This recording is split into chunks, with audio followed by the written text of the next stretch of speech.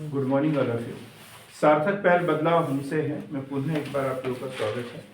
और सार्थक पहल के माध्यम से आज हम पढ़ेंगे चालुक्य वंश।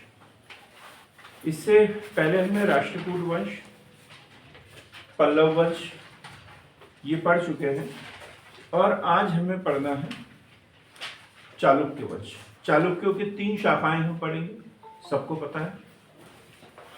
3 शाखाओं में पहला है बादामी या वातापी के चालुक्य, दूसरा कल्याणी के चालुक्य और तीसरा है वेंगी के चालुक्य।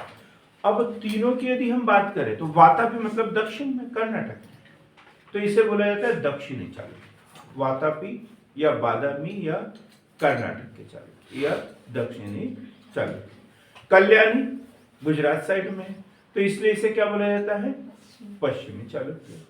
और वेंगी को बोला जाता है पूर्वी चालुक्य। वेंगी को क्या बोला जाता है? पूर्वी चालुक्य। और तीनों में सबसे महत्वपूर्ण कौन सा है? वातापी चालुक्य। तीनों में सबसे अधिक महत्वपूर्ण शुरुआत जो हुई है वो हुई है वातापी या बादामी के चालुक्य से। एक नाम बड़ा फेमस है इनका, कौन सा? आपने भी पढ़ा है, सोमेश्वर तो कल्याणी का रहेगा। पुलकेशिन द्वितीय, पुलकेशिन द्वितीय पढ़ा है तुमने? पुलकेशिन द्वितीय बादामी या वातापी के चालुक्य वंश का महानतम शासक, इसे पढ़ा अपन ने। और इसके बारे में जानकारी भी पढ़ी अपन ने। एक तो रवि कीर्ति की एवोल प्रशस्ति में मिलती है, एवोल प्रशस्ति में, और उसमें लिखा है 630 ईस्वी के लगभग में नर्मदा नदी के तट पर हर्षवर्धन से इसका युद्ध हुआ था और हर्षवर्धन को इसने बड़ी बुरी तरीके से पराजित किया था। ठीक, ये रवि कीर्ति जो कि उसी के दरबार में रहता था, और इसके उपलक्ष्य में उसने एक उपाधि धारण की थी, ये भी पढ़ा अपन ने। दक्षिणा पथेश्वर, दक्षिणा पथेश्वर, दक्षिणा पथेश्वर मतलब दक्षिण का स्वामी, दक्षिण का स्वामी। इसी प्रकार हर्षवर्धन जो उत्तर में था, इसकी उत्तर पथेश्वर बोला गया है। इसे क्या बोला गया है? उत्तर पथेश्वर या उत्तर स्वामी बोला गया है। और इसके दरबार में कौन आया था? वेनसोंग, वेनसोंग आया था। और वेनसोंग ने ये तो उल्लेख किया है कि इसका पुलकेशिन द्वितीय से विवाद हुआ था, लेकिन ये नहीं किया कि इसमें पराजय किसकी हुई, जीत किसकी हुई। तो बड़ा संशय वाली स्थिति है कि वास्तव में ये इसमें से कौन हारा कौन जीता। विवाद तो हुआ था, लेकिन नर्मदा नदी विभाजन रेखा हमेशा बनी रही। अब तर्क लगाया जाता है कि यदि इसने बोला कि रवि कीर्ति ने कि उसने हर्षवर्धन को बुरी तरह पराजित किया, तो एकाध अभिलेख तो उसका मिलता उत्तर भारत में। उत्तर भारत में कभी वो आया ही नहीं, कोई जानकारी ही नहीं मिलती। एक तो इसलिए संभावना व्यक्त की जाती है कि विवाद हुआ था, संघर्ष हुआ था, लेकिन कभी जीत प्राप्त नहीं हुई। ये पूर्व जानकारी हमारे पास में इससे संबंधित है। अब बादामी के चालुक्य या वातापी के चालुक्य कोई बता सकता है कौन थे? बादामी के चालुक्य, और बाद में क्या बोला जाता है इसे? वातापी, वातापी के चालुक्य। और ये कर्नाटक में, ये कहां पर है? कर्नाटक में वातापी के चालुक्य।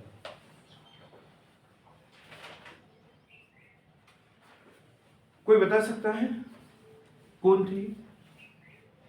प्रिया? सामंत थे। गुड, ताली बजवाए आपके लिए। क्या उत्तर कंप्लीट है? ये सातवाहन होते तो नहीं हो सकते है? इसको इससे कनेक्ट करो ना, स्विच ऑफ हो गया, मुझे लगा करेंट। कोई बता सकता है? ये सामंत थे किसके? कदम्ब वंश, दक्षिणी कदम्ब वंश के सामंत। लिखेंगे पहले लाइन, प्रारंभ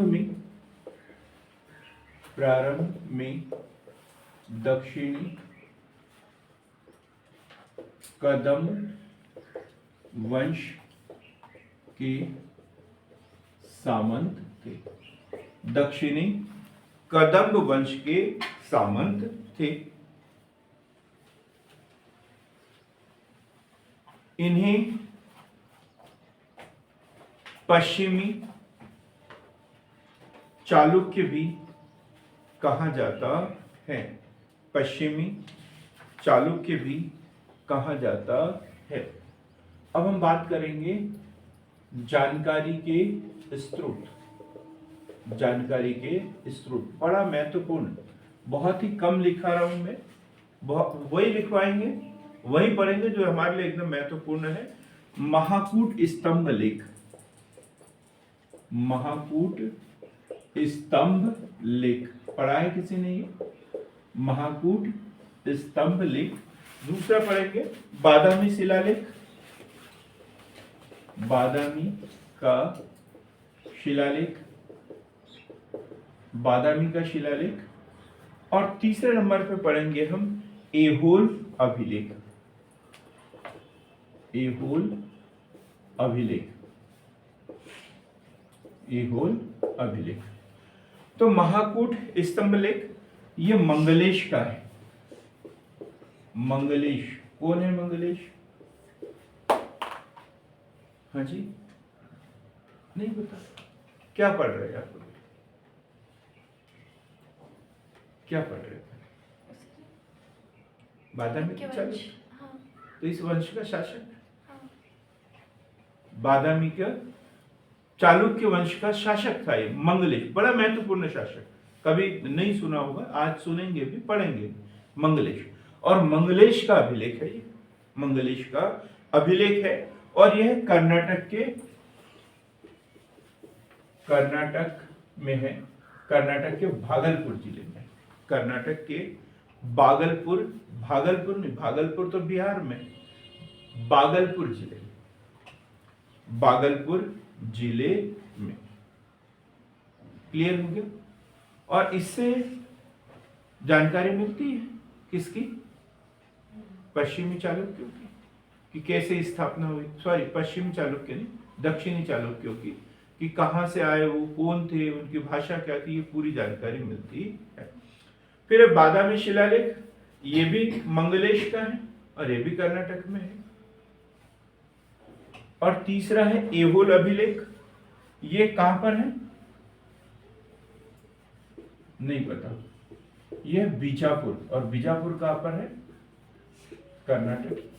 कर्नाटक के बीजापुर जिले में। कर्नाटक के बीजापुर जिले में। कर्नाटक के बीजापुर में।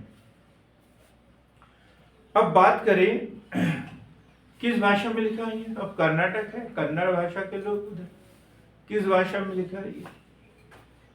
प्रिया बताएगी। नहीं पता है। हाँ जी, कविता मैडम। कविता मैडम, आपको इन सबसे ज्यादा पढ़ना पड़ेगा इस साल, क्योंकि आपको पेपर देना है। इन लोगों के भरोसे मत बैठना, क्योंकि इन लोगों को इस साल पेपर नहीं देना है, आपको भी देना है। अच्छा, इसलिए बीच में 2-3 दिन की छुट्टी की थी। नहीं पता। संस्कृत भाषा में लिखा है। ऐहोल प्रशस्ति काय में लिखी है? संस्कृत भाषा में लिखेंगे। संस्कृत भाषा में लिखा है। संस्कृत भाषा में लिखा है। सबसे प्रामाणिक अभिलेख है।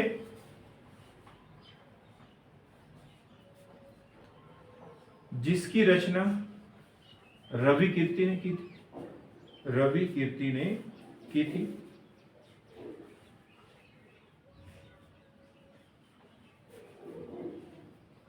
जिसमें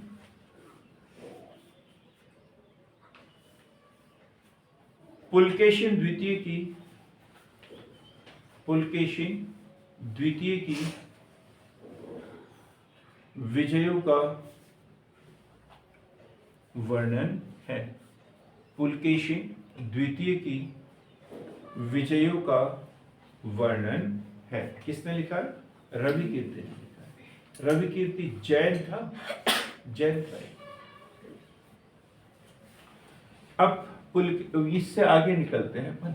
अभिलेख ग्रंथ भी है, साहित्यिक स्रोत भी है, वो बीच में ही अपन पढ़ते जाएंगे कि इसके समय में ये साहित्यकार था और ये इसकी रचना है।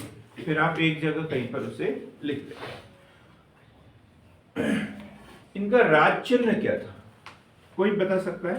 राज चिन्ह जैसे चेरों का धनुष था, पांड्यों का मछली था और चोलों का बाघ।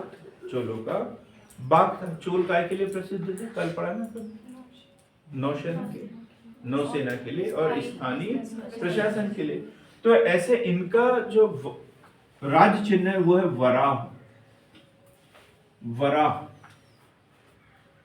वराह क्या चीज है ये? वराह विष्णु जी का अवतार। विष्णु जी का अवतार। स्थापना जयसिंह। जयसिंह और कब की थी? 500 ईस्वी के लगभग। 500 ईस्वी के लगभग।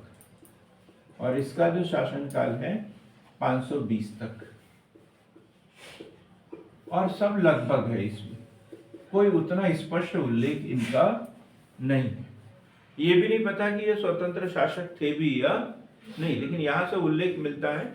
और ये कदम्ब वंश के सामंत थे और धीरे धीरे इन्होंने वहां से स्वतंत्रता की घोषणा कर दी।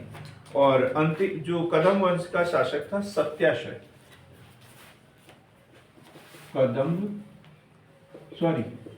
कदम्ब वंश के सामंत सत्याश्रय इनके पिता का नाम था। जयसिंह के पिता का नाम क्या था? सत्याश्रय। और सत्याश्रय के बाद में जैसे जयसिंह वहां के महाराज बने, इन्होंने अपनी स्वतंत्रता की घोषणा कर दी। कोई स्पष्ट उल्लेख नहीं इनका कि इन्होंने कहां विजय प्राप्त की, ऐसा कोई भी वर्णन इसका नहीं मिलता है। इसके बाद में है पुलकेशिन प्रथम।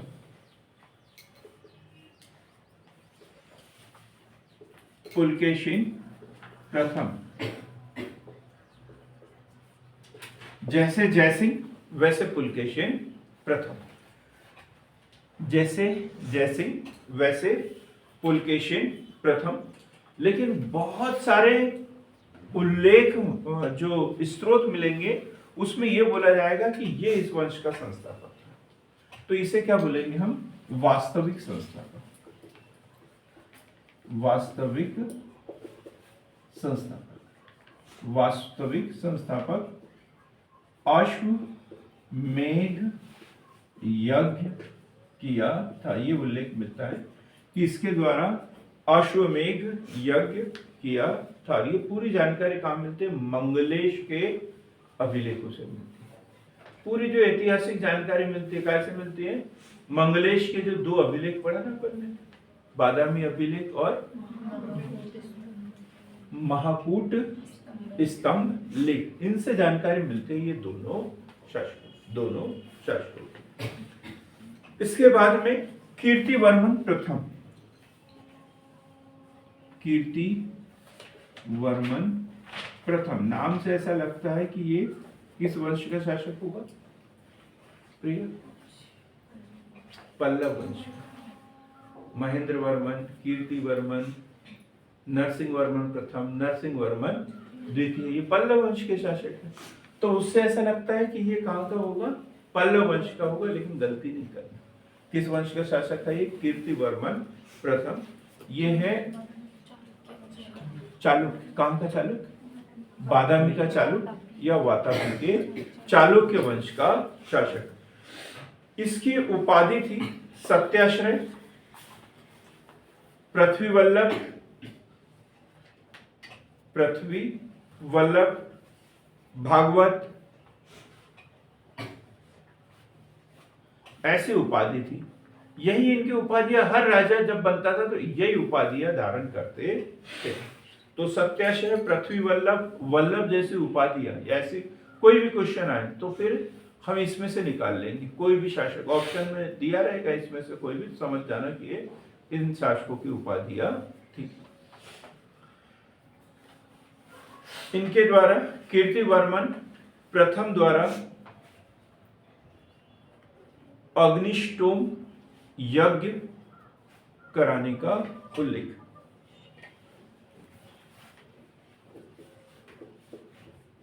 अग्निष्टोम यज्ञ कराने का उल्लेख और ये मिलता है महाकूट अभिलेख में। महाकूट अभिलेख। वातापी का वास्तविक निर्माता, संस्थापक नहीं बोला मैंने, वातापी का वास्तविक निर्माता। देखो पुलकेशिन प्रथम वास्तविक संस्थापक, इसने साम्राज्य स्थापित किया था, लेकिन वातापी, इन्हें वातापी के चालुक्य कहते हैं। तो वातापी नगर वास्तव में किसने बसाया, क्या किया, तो ये किसने, कीर्तिवर्मन प्रथम। इसलिए इसे क्या कहा जाता है, वातापी का वास्तविक निर्माता। वातापी का वास्तविक निर्माता इसे कहा जाता है। और हम पढ़ेंगे प्रथम महत्वपूर्ण शासक मंगलेश, और इसी के कारण इस वंश को हमें ज्यादा पढ़ना पड़ता है, क्योंकि काम तो सब लोग कर लेते हैं लेकिन चुपचाप चुपचाप कर लेते हैं। चर्चा किसकी होती है, जो फोटो खिंचवा के डाल देता है ना, नहीं तो चुपचाप चुपचाप करते रहते हैं, किसी को पता ही नहीं चलता। जैसे हम वीडियो बना रहे हैं, यहाँ पे कर रहे हैं, आप लोग एक लाइक नहीं करते, एक बार शेयर नहीं करते, या क्या बोलते, कमेंट, मैसेज, कुछ ना कुछ तो करना चाहिए ना, लेकिन कुछ करते ही नहीं, तो किसी को पता भी नहीं चलता कि यहाँ क्या हो रहा है, क्या नहीं हो रहा है। आपको जबकि सोशल मीडिया पे इन सारी चीजों का प्रचार प्रसार करना चाहिए था। हमारी इस क्लास की सबसे बड़ी कमजोरी यही है कि हम लोग अपना प्रचार प्रसार करने में थोड़े से असफल हो जाते हैं। मेरे पास फुर्सत नहीं है, और आप लोग सार्थक पहल का हिस्सा बनने के लिए तैयार नहीं है। आप अपना उल्लू सीधा करना चाहते हैं। कुल मिला के सार्थक पहल से आप लोगों को कोई लेना देना नहीं है। ऑनलाइन वालों से बोल रहा हूँ, ऑफलाइन वालों से भी। ये उन लोगों के लिए है जो बाद में कभी देखेंगे, आप लोग तो सब करते हैं, कोई दिक्कत नहीं। तो क्या बताया मैंने, मंगलेश ये महत्वपूर्ण शासक, और इसी के कारण ये चालुक्य वंश फेमस है, क्योंकि इसने पूरा लिख के रखा है, वंशावली ये सब कुछ है इनके अभिलेखों में। तो मंगलेश की बात करें, इनका शासन काल है 597 से 610 ईस्वी। 597 से 610 ईस्वी तक। और ये कीर्तिवर्मन का उत्तराधिकारी है। कीर्तिवर्मन के पुत्र थे, एक मंगलेश और दूसरा पुलकेशिन द्वितीय। पुलकेशिन द्वितीय बाद में शासक बनेगा, मंगलेश का पुत्र नहीं है, मंगलेश का भाई है। सॉरी, भाई नहीं, चाचा रहेगा। कौन रहेगा, चाचा। अभी देखेंगे अपन उसको डिटेल में। पर इसका कीर्तिवर्मन प्रथम का पुत्र मंगलेश, कीर्तिवर्मन प्रथम का पुत्र मंगलेश, वैष्णव धर्म अनुयायी, वैष्णव धर्म अनुयायी, परम भागवत कहा गया, परम भागवत कहा गया। उसने बादामी के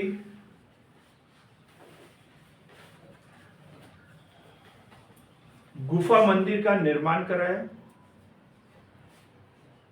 बादामी के गुफा मंदिर का निर्माण कराया।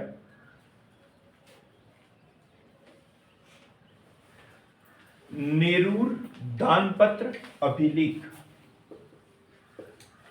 नेरूर दान पत्र अभिलेख, ये क्वेश्चन भी पूछा गया है। नेरूर दानपत्र अभिलेख, ये क्या पढ़ा अपन ने, महाकूट स्तंभ लेख। एक क्या पढ़ा, बादामी का शिलालेख। ये सब किससे संबंधित है, मंगलेश से संबंधित है। ये नहीं पढ़ा था अपन ने, नेरूर दानपत्र अभिलेख, ये तीनों इसी से संबंधित है। और क्या विशेष उपलब्धि बताएगी, परम भागवत। परम भागवत मतलब वैष्णव धर्म का अनुयायी।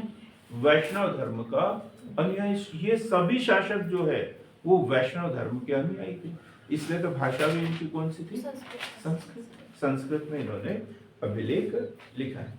अब हम बात करेंगे पुलकेशिन द्वितीय, इसके बारे में पहले से पढ़ते आए हैं अपन। पुलकेशिन द्वितीय और 610 ईस्वी से 647 ईस्वी तक, 610 ईस्वी से 647 ईस्वी तक पुलकेशिन द्वितीय लिखेंगे। अपने चाचा मंगलेश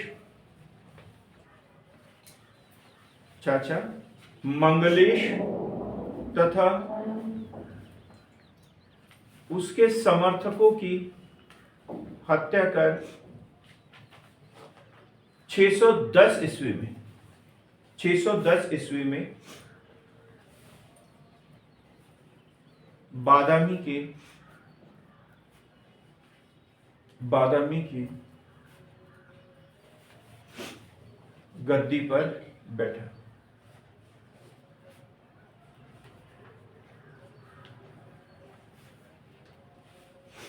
एहोल प्रशस्ति से उल्लेख मिलता है कि किसको पराजित किया उसने? हर्षवर्धन को नर्मदा नदी के तट पर बुरी तरह पराजित किया था। उसके समानांतर एक शासक थे, पल्लव शासक। कौन थे? महेंद्र वर्मन और नरसिंह वर्मन प्रथम। देखो हमने वहां पे भी पढ़ा है कि प्रारंभिक विजय किसको मिली थी? इसमें पल्लवों को मिली थी, सॉरी राष्ट्रकूटों को नहीं, इनको मिली थी। हम त्रिपक्षीय संघर्ष की बात नहीं कर रहे, त्रिपक्षीय संघर्ष की बात नहीं कर रहे। ये पल्लव और जो चालुक्यों की बात कर रहे हैं कि द्वितीय पुलकेशिन द्वितीय और महेंद्र वर्मन प्रथम के बीच में पहली बार संघर्ष हुआ, तो इसमें पुलकेशिन द्वितीय की विजय हुई थी और अंतिम रूप से नरसिंह वर्मन प्रथम ने इसे पराजित किया था। देखो कल के वीडियो में आपको मिलेगा, कल पढ़ा था अपन ने इसे। तो एक तो ये उल्लेख मिलता है, फिर दूसरा लिखेंगे सैकड़ों राजाओं को जीतने के बाद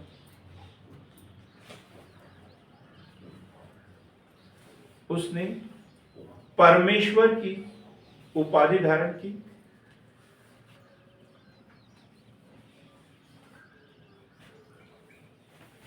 दक्षिणा पथेश्वर की उपाधि धारण की।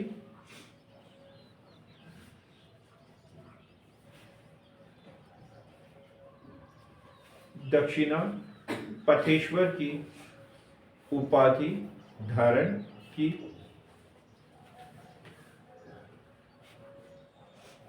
ये क्वेश्चन पूछा गया है एमपीपीएससी में। दक्षिणा पथेश्वर किसे कहा गया है? पुलकेशिन द्वितीय। देखो सारी उपाधियां वो पहले जैसी इन्होंने भी ली है, लेकिन नई उपाधि कौन सी थी इसकी? दक्षिणा पथेश्वर और नहीं परमेश्वर की उपाधि इनकी अलग से थी। समकालीन पल्लव शासक महेंद्र वर्मन पर आक्रमण किया। वह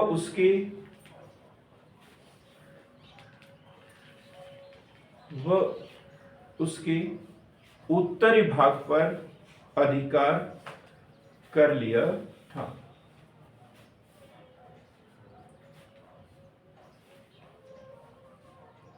किंतु अंत में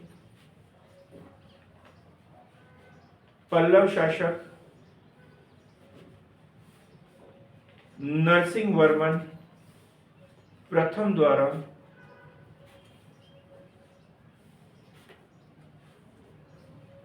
पुलकेशिन द्वितीय को पराजित किया था।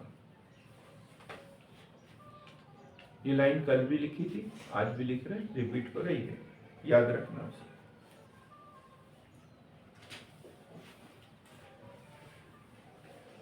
एक और विजय इसकी लिखेंगे, जैसे वेंगी के चालुक्य बोलते हैं, वेंगी के चालुक्यों की स्थापना, उतना बड़ा शासन नहीं है उनका, वेंगी के चालुक्यों का।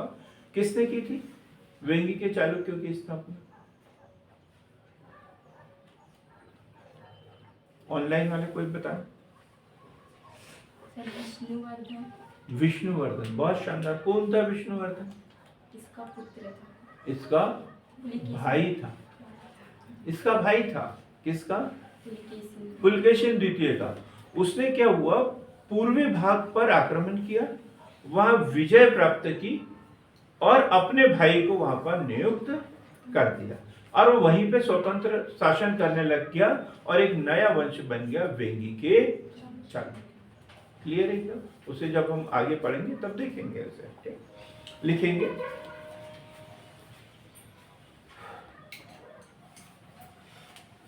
पल्लव नरेश नंदी वर्मा द्वितीय को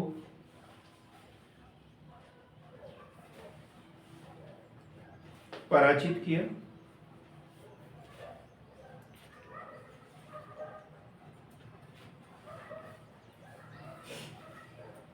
अब हम लिखेंगे अगला जो शासक है विजयादित्य।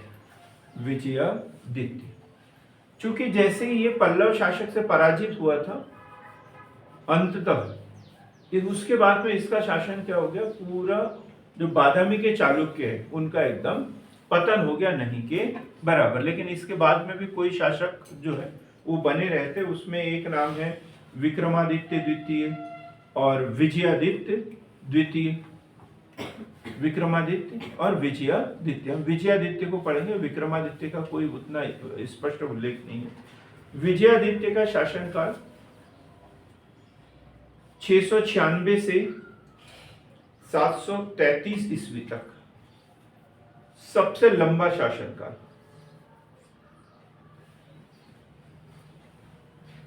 सबसे लंबा शासनकाल।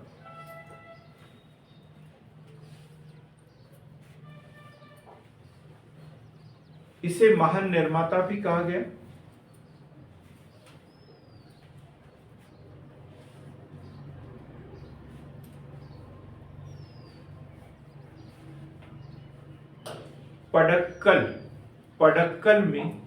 पडक्कल में एक विशाल शिव मंदिर बनाया था।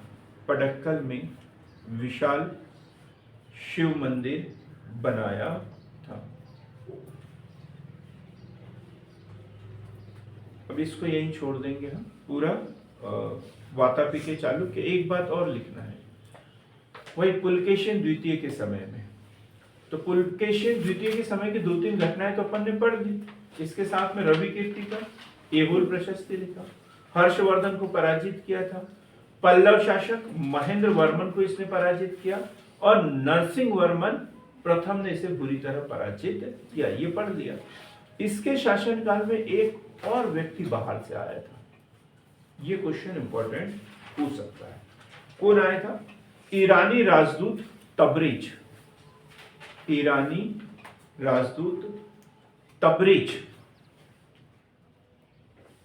वो उसी के शासनकाल में लिखना। किसके? पुलकेशिन द्वितीय। ईरानी राजदूत तबरेज इसके शासनकाल में आया था, जो कि ईरान के शासक खुसरो तबरेज का राजदूत था। खुसरो तबरेज का राजदूत था। अब एक बार फिर से अपन देख लेते हैं पूरा चालुक्य वंश और वातापी के चालुक्य। प्रारंभ में कौन थे? कदंब शासकों के सामंत थे। लगभग 500 ईस्वी के लगभग में किसके द्वारा? जयसिंह द्वारा स्वतंत्रता की घोषणा की गई। इनका राज चिन्ह जो था वो वराह था। भागवत धर्म के या विष्णु जी के अनुयायी थे। और इसके बाद में दूसरा शासक कौन सा? पुलकेशिन प्रथम, जिसे वास्तविक संस्थापक कहा जाता है, और इसके बाद में कीर्तिवर्मन प्रथम, जिसे वातापी का वास्तविक निर्माता कहा जाता है। महत्वपूर्ण शासकों में कौन? मंगलेश। और मंगलेश या पूरे इसकी जानकारी जो मिलती है वो महाकूट अभिलेख से मिलती है, नेरूर दानपत्र लेख से मिलती है, और बादामी अभिलेख से मिलती है। और इन तीनों के तीनों अभिलेख जो है वो किसके हैं? मंगलेश के हैं, मंगलेश के हैं। इसके बाद है पुलकेशिन द्वितीय, इस वंश का सबसे योग्य प्रतापी शासक। देखो सबसे लंबा शासनकाल किसी और का है, लेकिन योग्य और प्रतापी शासक कौन?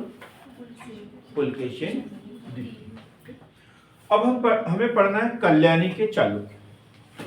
कल्याणी के चालुक्य, कोई बताए जरा इसके विषय में दो बातें। कल्याणी के चालुक्य,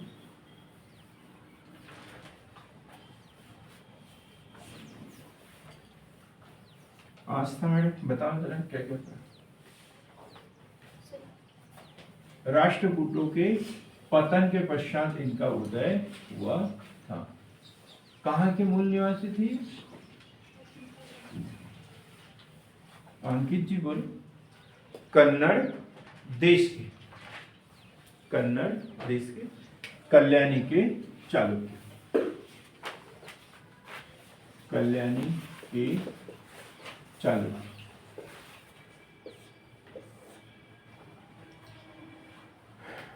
इनका उदय जो हुआ है वो राष्ट्रकूटों के पतन के पश्चात हुआ है। अंकित ने एकदम सही बात बोली। उदय जो है, उदय राष्ट्रकूटों के पतन के पश्चात। बड़ा अच्छा क्लू मिल गया अपने को। इसके आधार पर अपन बिल्डिंग बना सकते हैं। क्यों बना सकते हैं मोहित जी? क्योंकि अपने को पता है राष्ट्रकूटों की राजधानी क्या थी? हाँ? मान्यखेत। तो इनकी राजधानी क्या होगी? मान्यखेत। लिखे राजधानी मान्यखेत, राजधानी मान्यखेत। अब ये पूछा जाए कौन थे ये, तो राष्ट्रकूटों के सामंत थे। राष्ट्रकूटों के सामंत थे। राष्ट्रकूटों के सामंत थे। किसने की थी स्वतंत्रता की घोषणा? स्वतंत्रता की घोषणा बोल सकते हैं या स्थापना बोल सकते हैं। किसने की थी? तैलप द्वितीय। तैलप द्वितीय, तैलप द्वितीय द्वारा स्थापना की गई। तैलप द्वितीय द्वारा इसकी स्थापना की गई 973 ईस्वी में। 973 ईस्वी में। 973 ईस्वी में। 973 ईस्वी में। और कैसे स्थापना की थी? अंतिम राष्ट्रकूट शासक कौन था? कर्क तृतीय।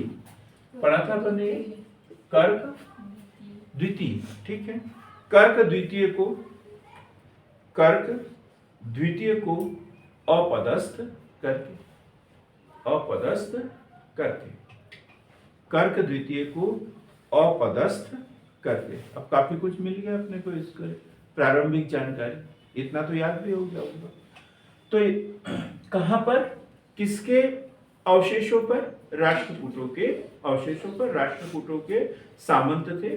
और अंतिम राष्ट्रकूट शासक कौन था? कर्क द्वितीय। कर्क द्वितीय को अपदस्थ करके उसके सामंत तैलप द्वितीय ने 973 ईस्वी में कल्याणी के चालुक्य वंश की स्थापना की।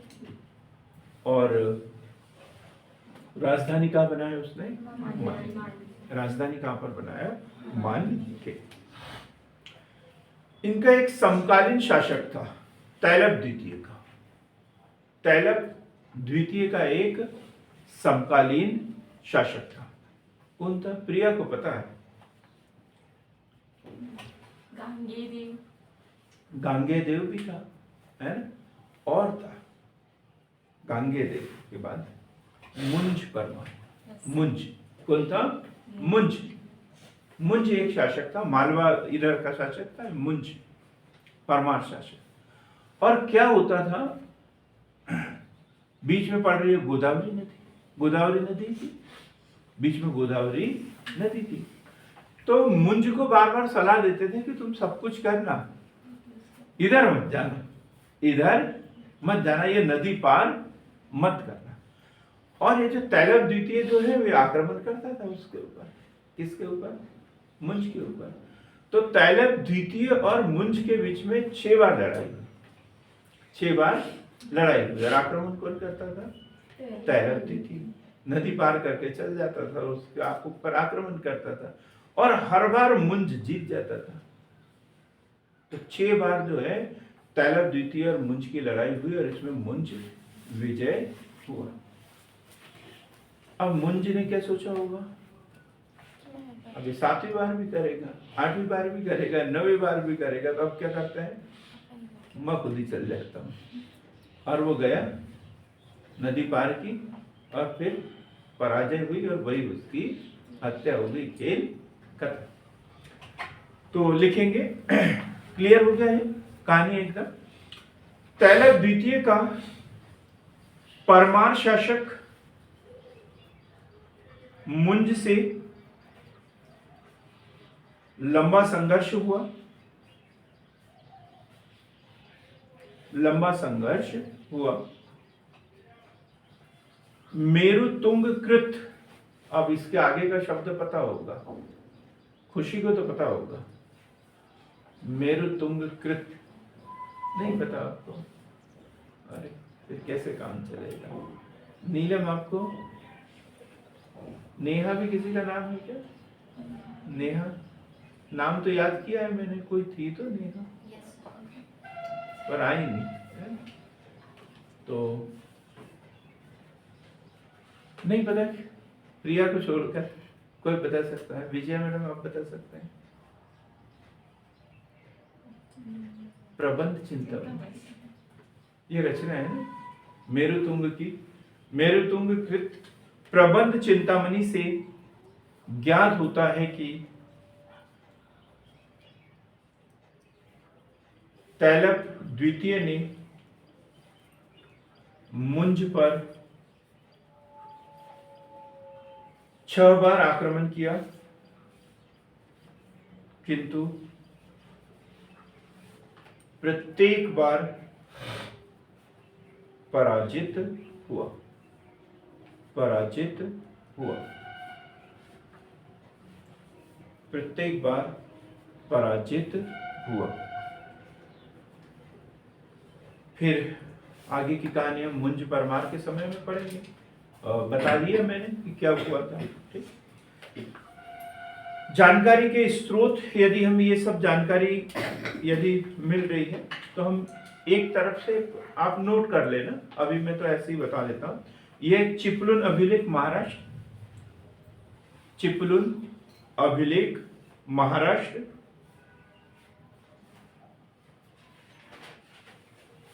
नीलगुंड अभिलेख, नीलगुंड अभिलेख,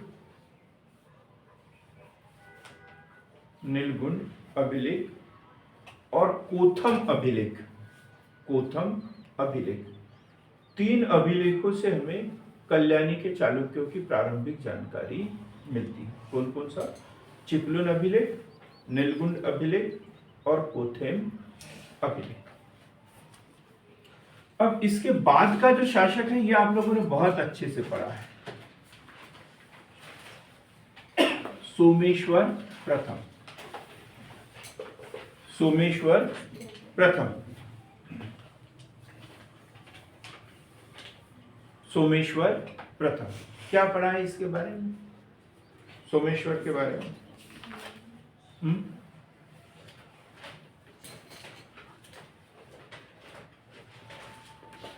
सोमेश्वर के बारे में पढ़ा है? क्या किया था? सर इसने राजा से युद्ध किया था और फिर उसके बाद में तुंगभद्रा नदी तुंगभद्रा में नदी में आत्महत्या की थी। ठीक है, बहुत बढ़िया, इतना ही हमें पता होना चाहिए। इतना यदि पता रहेगा समझ जाओ कि आपको हिस्ट्री समझ में आ रही है। सोमेश्वर प्रथम 1043 ईस्वी में शासक बना। 1043 ईस्वी में शासक बना। राजधानी परिवर्तन, राजधानी, अभी तक हम क्या पढ़ रहे थे, इनकी राजधानी क्या थी, मान्यखेत, लेकिन बोलते क्या इसे, कल्याणी की चालुक्य। मतलब कहीं ना कहीं कुछ ना कुछ गड़बड़ किया है। क्या गड़बड़ किया है इन्होंने, कहां से कहां ले गए, मान्यखेत से कल्याणी। इतना सोचने की जरूरत थोड़ी है, मेरे रहते हुए आपको सोचने की जरूरत नहीं है, सोचना मेरा काम है। राजधानी परिवर्तन, मान्यखेत से कल्याणी, राजधानी बना, मान्यखेत से कल्याणी राजधानी बनाए। लिखेंगे चोल नरेश, चोल नरेश सोमेश, चोल नरेश राजराज प्रथम ने सोमेश्वर प्रथम को बुरी तरह परास्त करके विजेंद्र की उपाधि धारण की, विजेंद्र की उपाधि धारण की।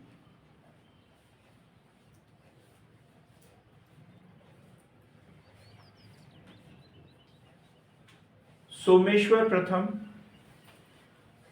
कोप्पम, ये पढ़ा था अपन ने, सोमेश्वर प्रथम कोप्पम का युद्ध, ये किसके बीच में हुआ था, चोलों के बीच में और कल्याणी के, चालुक्य सोमेश्वर के बीच में। एक और कदम संगमम, कदम संगमम, कदम संगमम, ये दो युद्ध, चोलों से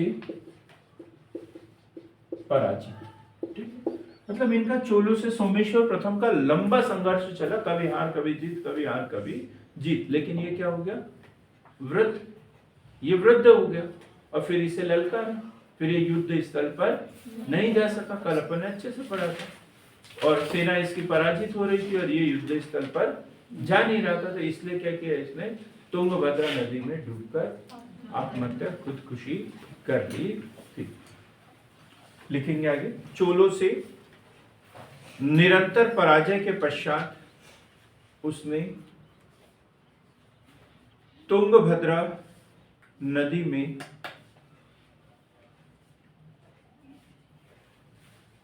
डूबकर आत्महत्या कर ली थी।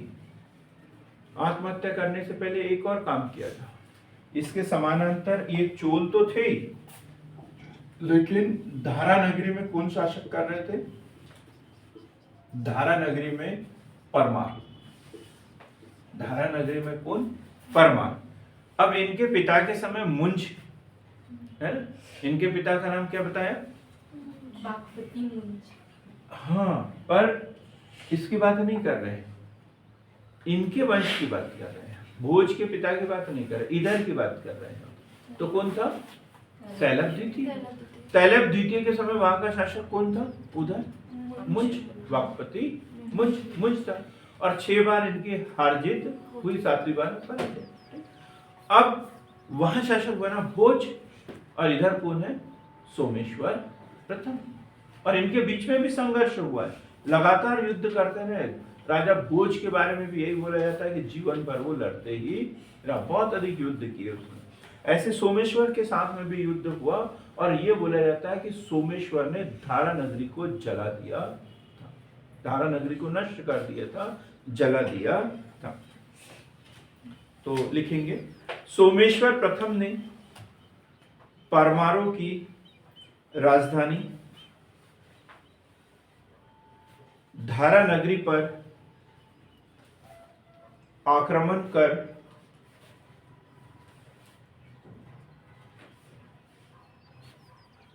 वहां के शासक भोज परमार को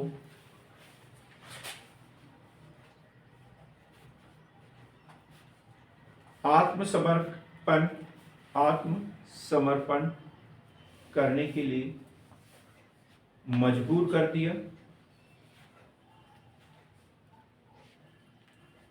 धारा नगरी को जला दिया। धारा नगरी को जला दिया। वह मांडव पर अधिकार कर लिया था। मांडू पर या मांडव पर अधिकार कर लिया था। अब इसका जो अंतिम महत्वपूर्ण शासक है वो है विक्रमादित्य षष्ठ। विक्रमादित्य षष्ठ, ये हमें पढ़ने की जरूरत है। विक्रमादित्य षष्ठ, जैसे हमने राष्ट्रकूट शासक अमोघ वर्ष को पढ़ा था ना। अमोघ वर्ष काय के लिए प्रसिद्ध था? अमोघ वर्ष साहित्य एवं कला के संरक्षण, साहित्य एवं कला के संरक्षण के लिए। तो ऐसे ही ये कल्याणी के चालुक्यों में ये शासक काय के लिए प्रसिद्ध है? युद्धों के लिए प्रसिद्ध नहीं है अपने, जैसे सोमेश्वर था या फिर तैलप द्वितीय था, ऐसे ही युद्धों के लिए प्रसिद्ध नहीं है। ये काय के लिए? कला साहित्य के विकास के लिए प्रसिद्ध था। लिखेंगे इसके बारे में। काल इसका शांतिपूर्ण रहा। साहित्य एवं कला का महान उन्नायक, साहित्य एवं कला का महान उन्नायक।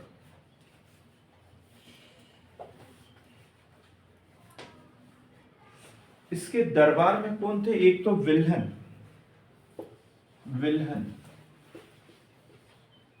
फिर विज्ञानेश्वर। विल्हन का क्या पढ़ते हैं अपन? विक्रमांक देव चरित। और विज्ञानेश्वर का क्या? मिताक्षरा। विज्ञानेश्वर की बुक कौन सी है? मिताक्षरा। तो ये दोनों जो साहित्यकार है इसी के दरबार में थे। ये विक्रमांक देवचरित मतलब विक्रमांक कौन? ये विक्रमादित्य षष्ठ, इसके ऊपर बुक लिखी है।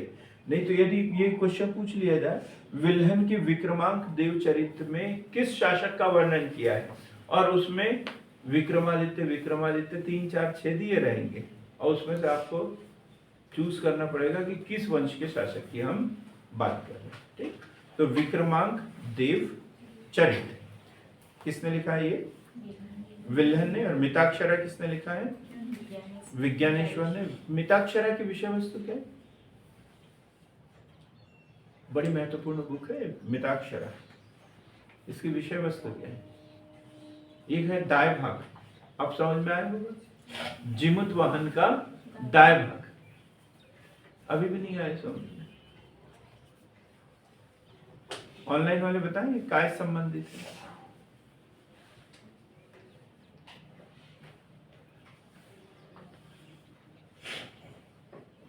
हाँ बोलिए जयंत कुमार जी।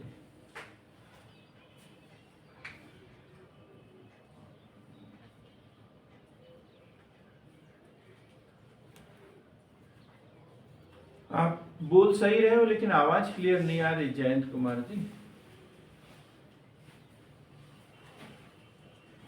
हाँ हाँ गुड, बहुत शानदार, बहुत ही शानदार। जो हमारा हाँ दाय भाग, और सेम वही मिताक्षरा का भी है। कुल मिला के जो उत्तराधिकार के नियम वाली जो जानकारी है, उत्तराधिकार, पुत्री को क्या मिलेगा, पुत्र को क्या मिलेगा, कैसे वितरण होगा, जितनी भी हमारे जो परंपराएं वगैरह वो सब इसमें लिखा हुआ है।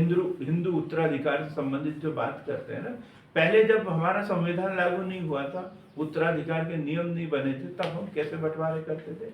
दाय भाग के अनुसार, मिताक्षरा के अनुसार। और इससे बड़ा स्रोत कौन सा है? वो प्रथम ब्राह्मण शासक कौन भारत में? पुलकेशिन द्वितीय, सॉरी पुष्यमित्र शुंग। और पुष्यमित्र शुंग के समय में कौन थे उनके? मनुस्मृति, और मनुस्मृति के लेखक मनु, तो मनुस्मृति के अनुसार हमारी परंपराएं चलती है। और उसके अलावा दूसरे ऑप्शन कौन से है? एक तो जीमूतवान का दाएं भाग और विज्ञानेश्वर की मिताक्षरा। समझ में आया विषय वस्तु इसकी? हिंदू उत्तराधिकार नियम से संबंधित। क्लियर एकदम? तो इनके समय में, इसके बाद में हम बात करेंगे सोमेश्वर तृतीय। सोमेश्वर तृतीय, अब ये शांतिपूर्ण शासक था, तो धीरे धीरे पतन तो इन्हीं के समय में शुरू हो गया था, विक्रमादित्य षष्ठ के समय से ही। अब हम बात करेंगे सोमेश्वर तृतीय 1126 से 1138 तक शासन किया।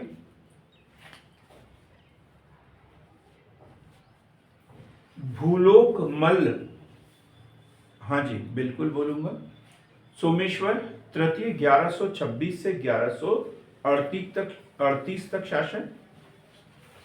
और इनकी उपाधियां जो थी भूलोक मल्ल, भूलोक मल्ल व त्रिभुवन मल्ल जैसी उपाधियां धारण की। भूलोक मल्ल, त्रिभुवन मल्ल जैसी उपाधियां ग्रहण की।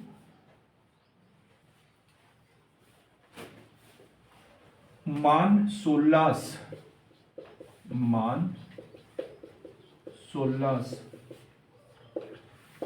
नामक, ये स्वयं एक रचयिता और मान सोल्लास नामक शिल्प शास्त्र की प्रसिद्ध ग्रंथ की रचना की। मान सोल्लास नामक शिल्प शास्त्र की प्रसिद्ध ग्रंथ की रचना की।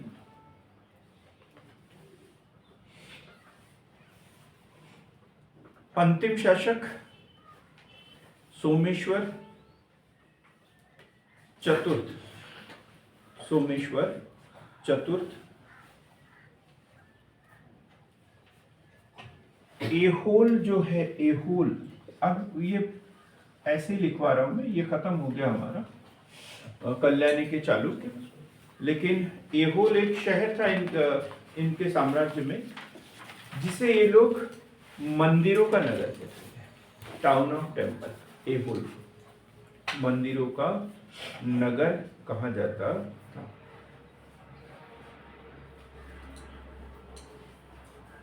इनका भी पारिवारिक चिन्ह वराह था। वराह क्या था? पारिवारिक चिन्ह वराह। वराह का मतलब क्या? विष्णु जी का अवतार। अब लास्ट में हम पढ़ेंगे वेंगी के चालुक्य। वेंगी के चालुक्य, पहले इसको एक बार देख लेते हैं अपन। कल्याणी के चालुक्य, कल्याणी मतलब ये राष्ट्रकूटों के सामंत थे पहले, और अंतिम राष्ट्रकूट शासक कर्क द्वितीय के समय में 973 ईस्वी में तैलभ द्वितीय ने कल्याणी के चालुक्य वंश की स्थापना की और राजधानी बनाया मान्य की। इसके बाद में सोमेश्वर प्रथम जो 1043 ईस्वी में शासक बना, और इसने राजधानी मान्यखेत से कल्याणी स्थानांतरित कर ली। इसका दो लोगों से संघर्ष हुआ, एक चोलों से और धारा नगरी के परमारों से। तो धारा नगरी के परमारों को तो इसने बुरी तरीके से पराजित किया और मांडू पर भी अधिकार कर लिया। धारा नगरी को जला दिया था। ये क्वेश्चन पूछा है पीएससी ने, धारा नगरी को किस चालुक्य शासक ने जलाया था? तो वो है सोमेश्वर प्रथम। फिर इनका चोलों से भी संघर्ष हुआ। राजराज प्रथम ने इनको बुरी तरीके से पराजित किया, इनके बाद इन्होंने पराजित किया, और वृद्धावस्था में जब ये युद्ध में जाने में असमर्थ हुए तो इन्होंने तुंगभद्रा नदी में कूदकर आत्महत्या कर ली। फिर विक्रमादित्य षष्ठ, इनका शासनकाल शांति प्रिय रहा, लंबा शासनकाल रहा, लेकिन शांति प्रिय रहा। इन्होंने निर्माण कार्यों के ऊपर या साहित्य एवं कला के क्षेत्र में विशेष योगदान दिया, न कि युद्धों में ज्यादा व्यस्त रहे। और इस कारण इन्हीं के शासन काल में जो है इस वंश का पतन भी शुरू हो गया था।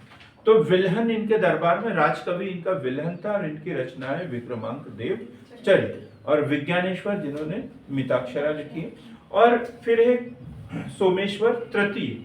अंतिम महत्वपूर्ण शासक जो था वो सोमेश्वर तृतीय, और ये भी उतना लड़ाकू शासक नहीं था, ये स्वयं शांति प्रिय शासक था। और इसकी एक रचना है मानसोल्लास, जो कि शिल्प शास्त्र का एक प्रसिद्ध ग्रंथ है। इसके द्वारा भूलोक मल्ल नहीं, ये विक्रमादित्य षष्ठ की भूलोक मल्ल और त्रिभुवन मल्ल जैसी उपाधियां थी।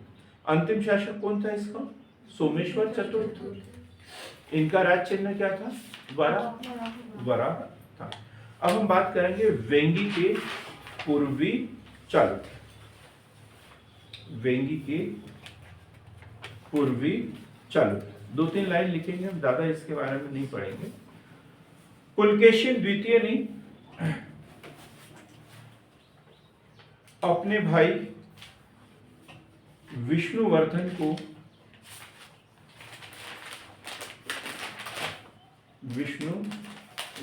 को एक भाग सौंप दिया,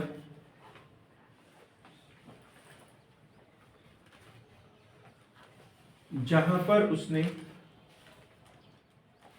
वेंगी राज्य की स्थापना की। प्रारंभिक राजधानी पिष्ठपुर, प्रारंभिक राजधानी पिष्ठपुर। देखो, पूर्वी भाग, इसका मतलब ये नहीं कि पूरे भारत का पूर्वी भाग, पूरे भारत का पूर्वी भाग, हम ये दक्षिण भारत की बात कर रहे हैं।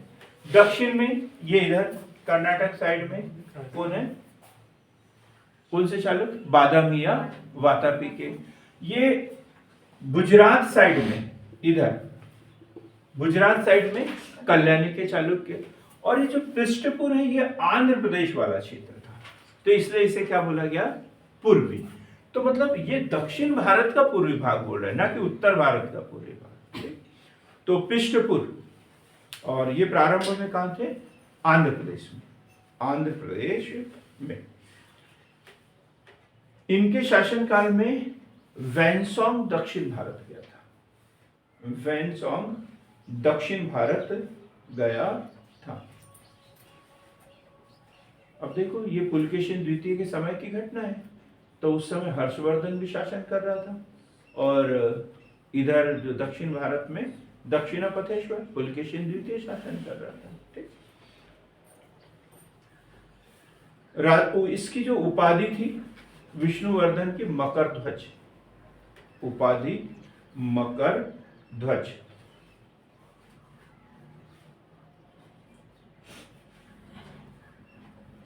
दूसरा शासक जयसिंह,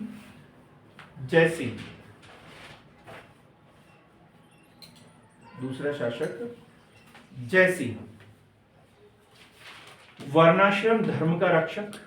जयसिंह जो था वर्णाश्रम धर्म का रक्षक, दक्षिण भारत का शासक जो वर्णाश्रम धर्म का रक्षक था।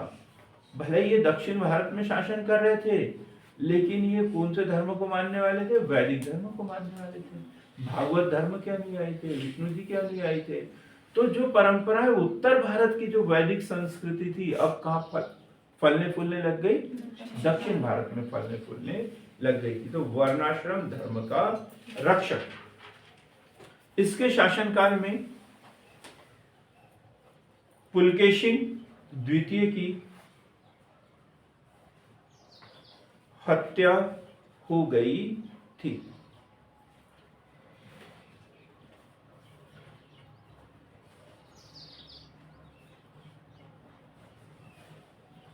इसके बाद में लिखेंगे विजयादित्य द्वितीय, कोई महत्वपूर्ण शासक नहीं है, ऐसे लिख रहे हैं। विजयादित्य द्वितीय ये शैव भक्त था।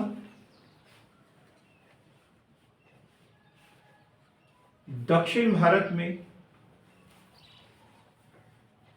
108 शैव मंदिरों का निर्माण किया था। 108 शैव मंदिरों का निर्माण किया था।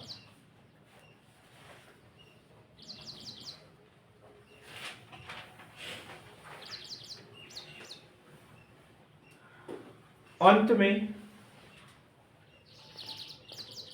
कुलोतुंग ने वेगी के चालुक्य वंश को नष्ट कर चोल वंश की स्थापना कर दी। चोल वंश की स्थापना कर दी। कुल मिलाकर कुलोतुंग जो है चोल शासक था और इसने इसे चोल साम्राज्य में मिला लिया था। तो इनका कोई विशेष महत्वपूर्ण योगदान नहीं है वेंगी के चालुक्य वंश का, लेकिन इसमें जैसे जयसिंह के बारे में पढ़ना है, वर्णाश्रम धर्म का रक्षक, विजयादित्य द्वितीय शैव धर्म का उपासक, और इसके द्वारा दक्षिण भारत में कितने 108 शैव मंदिरों का निर्माण किया था। चलो आज के लिए इतना ही। जैसे अभी हमने दक्षिण भारत के साम्राज्य पढ़े छोटे छोटे, अब हमें इसी समय में पूर्व मध्यकाल में उत्तर भारत में जो राजपूत वंश थे या उत्तर भारत के जो शासक हैं इसके विषय में भी पढ़ना है। तो कल हम पढ़ेंगे जैसे गुज्जर प्रतिहार वंश या मालवा के परमार वंश, इनके बारे में विस्तृत जानकारी लेंगे। आज के लिए इतना, बहुत बहुत धन्यवाद।